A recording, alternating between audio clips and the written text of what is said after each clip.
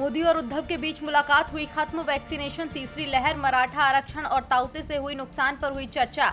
अजीत पवार और अशोक चव्हाण भी थे मौजूद। पीएम की घोषणा के बाद 1-2 दिन में जल्द आएगी नई वैक्सीनेशन पॉलिसी, राज्य सरकारों को पहले से ही बता दिया जाएगा सप्लाई कोटा। अगले महीने नौसेना को मिलेगी पावर, अमेरिका अगले महीने भारत को देगा 24 में से 2 सी हॉक हेलीकॉप्टर, ये समुद्री जहाजों और पनडुब्बियों से निपटने में सबसे कारगर। कोरोना का मिला सबसे घातक वेरिएंट, पुणे के नेशनल इंस्टीट्यूट ऑफ वायरोलॉजी के शोध में मिला नया स्ट्रेन, इस स्ट्रेन पर कोवैक्सीन कारगर। कोवैक्सीन लगवाने वाले सितंबर से जा सकेंगे विदेश, डब्ल्यूएचओ समेत 60 से ज्यादा देशों में इमरजेंसी यूज के लिए अप्रूवल जल्द मिलने की उम्मीद। संयुक्त राष्ट्र में अहम रोल निभाने के लिए हुआ भारत का चयन, ECOSOC में 2 वर्ष का होगा कार्यकाल, भारत अब इसके 54 सदस्यों में से एक। संयुक्त राष्ट्र में भारत के राजदूत TS त्रिमूर्ति ने इसमें चयन को लेकर किया सभी का धन्यवाद।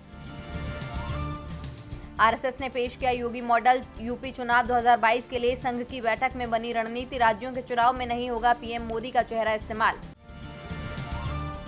प्रधानमंत्री आवास योजना में हस्तक्षेप को लेकर आंध्र प्रदेश के मुख्यमंत्री ने लिखा पीएम मोदी को पत्र। पत्र में सीएम YS जगन मोहन रेड्डी ने पीएम आवास योजना के तहत राज्य सरकारों को दी गई सहायता के हिस्से के रूप में ग्रीनफील्ड कॉलोनियों में बुनियादी ढांचे के निर्माण को शामिल करने और इस संबंध में मंत्रालयों को निर्देश देने के लिए उनके हस्तक्षेप की मांग की।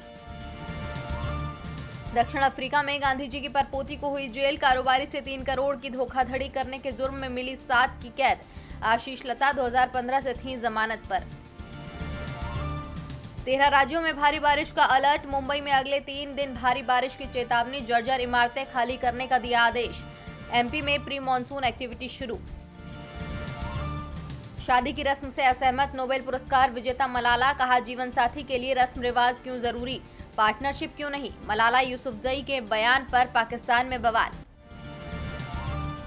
अमेरिका कर रहा नई समस्या का सामना, एसयूवी बड़ी गाड़ियों की हेडलाइट की तेज रोशनी बड़ी समस्या, भारत में भी रात को होने वाली 33% दुर्घटनाओं की वजह यही। विदेश से चीनी वैक्सीन लगवाकर भारत में फंसे हैं 300 से अधिक भारतीय, चीन नहीं जारी कर रहा वीजा परमिट, जद्दोजहद के बावजूद 300 भारतीयों को नहीं मिली राहत।